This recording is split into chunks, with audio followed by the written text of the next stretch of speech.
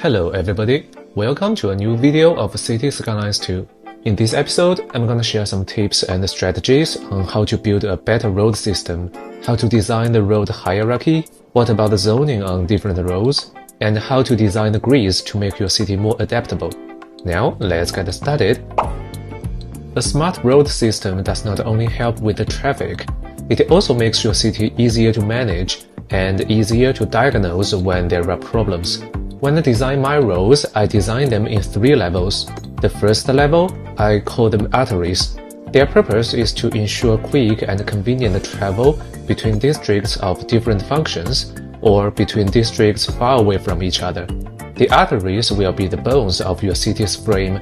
You should keep the arteries as straightforward as possible to save distance. But I do use curves in some places because I care about fashion. And you should limit the number of intersections along the arteries, because the intersections interrupt the traffic flows. I divide my arteries every 500 meters, actually a little more than 500 meters, because the roads have their width. I chose 500 meters because I think it's the max walking distance citizens can tolerate, and that's the number 500. But at the edge of a district, I use 250, because otherwise it's a little bit hard to design the shapes. The arteries should be the widest road you can choose, because all your traffic eventually comes onto them. After the arteries, the second level, I call them major roads. These roads are the frame of an individual district.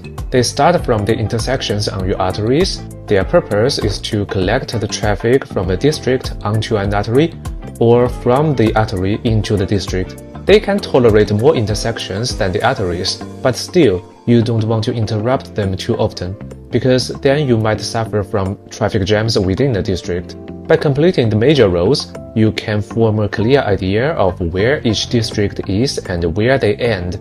So, when you see problems in the future, it's easy to diagnose where to adjust things like overall density.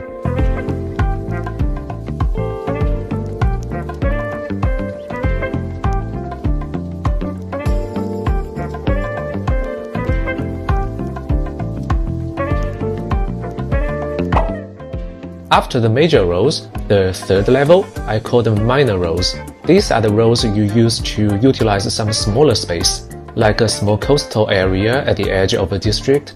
They start from the T-sections on your major road frames. I usually build these parts with narrower roads because they are usually in tight space and because they don't need to handle much traffic.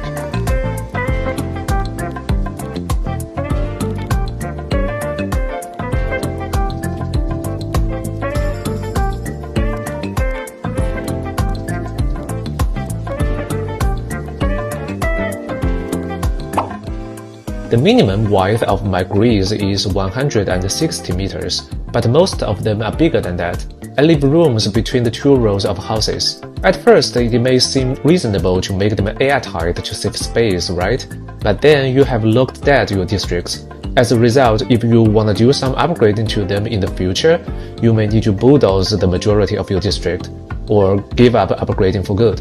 So, by leaving rooms in between, you can later build things like tram tracks or subway lines. And many public services of higher levels are actually quite big. For example, the university. The base university is already huge enough, and it has some expansions. You will need these new services here and there, so you need to leave some room. And even if you don't need to build any of those things in a certain grid, you can still use them to build some pavement areas to further boost the community's connectivity.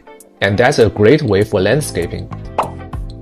Your zoning should be centered on the major roads, because that's where your districts are. I see the arteries as supporting zoning areas. I don't plan zoning from them.